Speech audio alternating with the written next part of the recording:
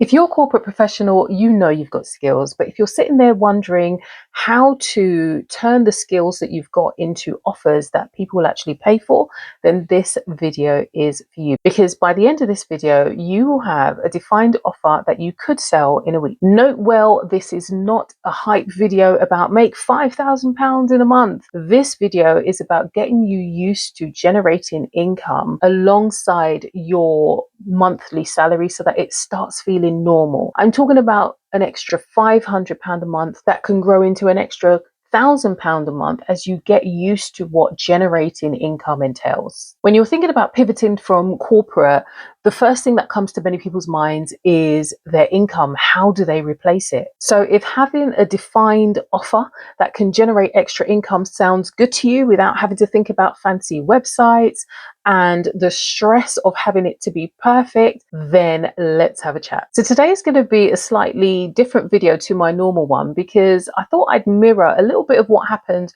within my school community. In that school community, which is called the Corporate Escape, we've started working in growth cycles. And so every 30 days, we go through a cycle of creating or launching. And over the next 30 days, they're going to also be creating an offer within their niche. And so I thought I'd share a little bit of what that looks like with you so that you can see what it looks like to start creating an offer so that you can have options of what you could do before you leave your job. The reason why I speak so much about building your brand before you quit is because those are skills that are really needed that you don't learn whilst in corporate. In your 9 to 5, you're expected to execute from a prescribed script. You're given a role, you have a job description, you have KPIs, you have set procedures, and you get paid. And in that time, you're going to become skilled, but you're never trained how to monetize. We were never taught how to package value, how to define what an outcome is,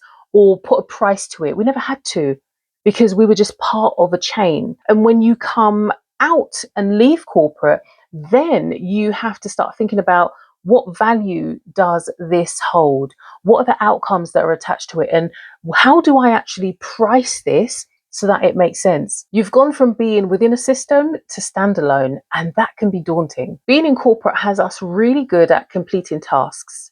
We are part of the greater whole, but your clients and your customers aren't paying for random tasks. They will pay for results. So for example, if you're sitting there and you're a project manager in corporate, you might think, okay, I'm going to use my skills as being a project manager. But what your client is going to want to hear is not, I'm a project manager, I can help you, but they want to hear the specifics. If you're sitting here watching this and you're in HR, you think, how can I use those skills outside? What your clients are going to want to hear is something along the lines of that you can help reduce their staff turnover by helping improve performance conversations. They want to hear that you can help their teams deliver complex projects on time and without internal conflict. That way they know who you target and how. You have to sell a transformation, not just a task. And so what I'm going to do is walk you through how over the next 7 days you can break down how to look at what your skills are and how you can formulate them into an offer that can start generating income. If that sounds like a good plan, then let's start breaking down the next 7 days. So on day 1, you want to get clear on your outcomes. What problems do people constantly bring to you? What decisions are you trusted to make? And what goes wrong if you're not around? This is where you want to get clear on your knowledge, experience, and skills, which I call the KESS equation. And if you haven't seen my previous video, when I go into that in a little bit more detail, have a look at that. It's the video on how to make your first £1,000. And I go into what questions to ask yourself to get very clear on what your knowledge, experience, and skills are, because that's where your next offer lies. So when you're clear about your knowledge, experience, and skills and which ones you want to use, then write down the 3 outcomes that you already get. So take your time, because over days 1 and day 2, you want to use that time to get really clear on the outcome. So now we're at day 3 and day 4, you want to narrow down the problem. And this is where it can get a bit tricky for people, because you will hear so much advice about whether or not you should niche, or, to niche or not to niche. And we're not going to get into that right now. If you do want a video about that, then let me know in the comments.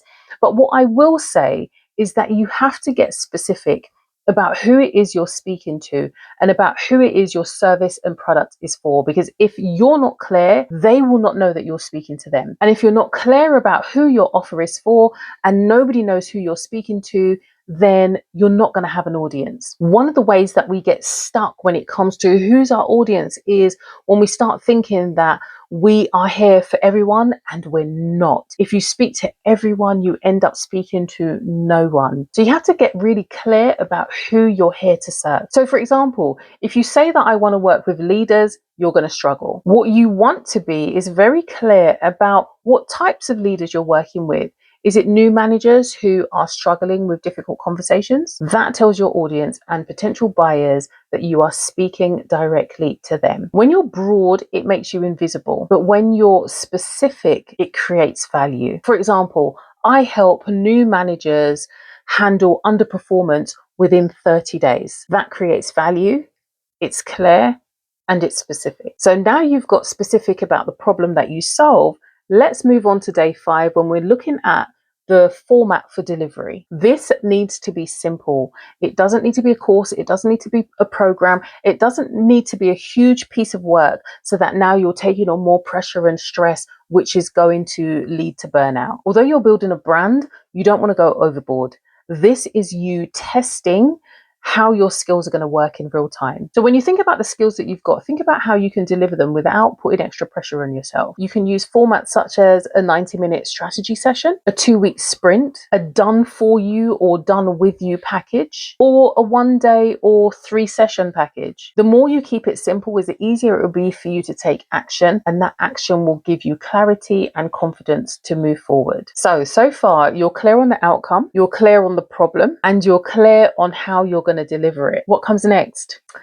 Pricing, right? Okay, so day 6, you're going to look at pricing, and I want you to look at pricing from a values point of view and not per hour. When you're thinking per hour, you're still thinking employee, and that thinking does take a long time to switch. But think about the value that you're offering. Does what you're offering save that person from a huge loss?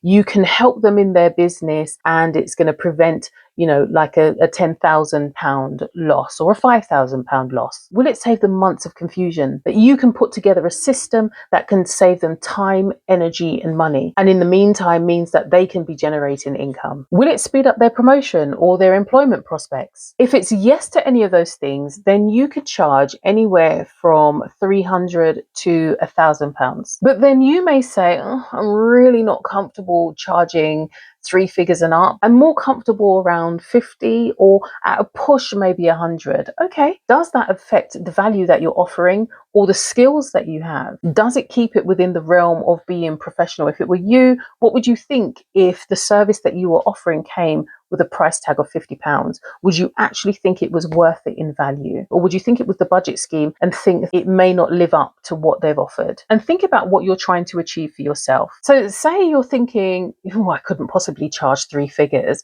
I need to be around the £50 to £100 mark. Let's look at what that looks like in real life. And I'm going to try to use my tablet here and post it on the screen. If it doesn't work, then it'll be a really weird shot. But that means that in order to make your £1,000 a month, you will have, oops, this is really bad. I've had to use my finger because my stylus isn't working properly. Your goal is £1,000 a month.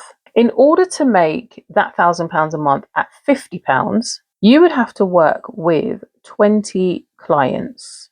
If, however, you priced it properly at, say, £300 a month, you would only have to work with 3 clients to get £900, which would be a lot closer to your £1,000 with a lot less effort. If you charged it at £250 a month, you would need 4 clients to get to your £1,000 a month.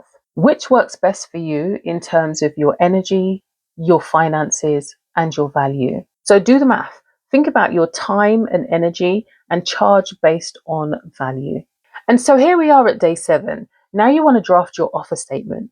This is when you show up and be very clear about who you help, what you do, how and when. So write this down. I help, and you want to be clear about the specific person it is you help. Achieve, what is the specific result you help them with?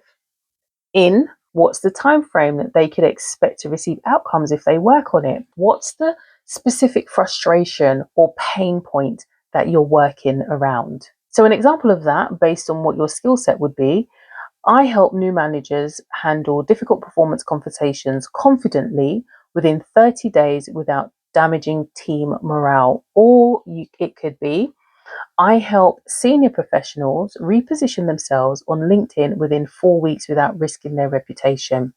In there, it's very specific about who your audience is, how you help them, what you help them with, and a time frame that you're going to be doing that work with them on.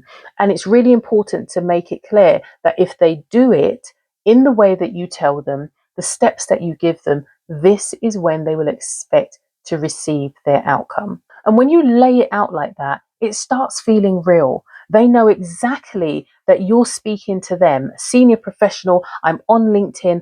I want to be seen, but I don't want to risk my reputation. When they hear that, they know that you're speaking directly to them. So let's see if we can go through an example as to how you can go through this yourself. So imagine you've already gone through day 1 and day 2, and you've gone through what your skills are, and you've decided that you're going to be looking at compliance. You will define this as outcome, reducing regulatory risk. Then step 2, you want to narrow it down. Your target could be small charities who are struggling with audits. Step 3, you want to look at the format. How are you going to deliver this? You can offer a 2-week risk audit. Number 4, how would you price it? You can price that anywhere between £300 to £600. And so your offer statement will be, I help small charities reduce their risk compliance within 14 days without overwhelming their internal team. So right there, you're saying specifically who you work with, what you help them do, and the pressure that you're taking off of them. They're a small charity. They're struggling with their compliance audit. You're taking the pressure off their internal team. This builds their confidence because they can see that the transformation happens within a set time and directly what it targets. So I really hope you do go through those steps. And before you watch another video about how to, I really want you to get clear on what your offer statement is. Get used to putting yourself out there. And what I want you to do with that offer statement is to share it with 3 trusted contacts. This isn't just random people on the internet or strangers, but 3 people who can give you honest feedback about how it sounds, whether it sounds clear, whether it's concise, whether it actually sounds like it provides value. Or you can join my school community and send it in there, because these are the conversations that we are having right now. The important part is that you start getting clear. And that clarity doesn't mean that you leave your job tomorrow. It means that you can start validating your ideas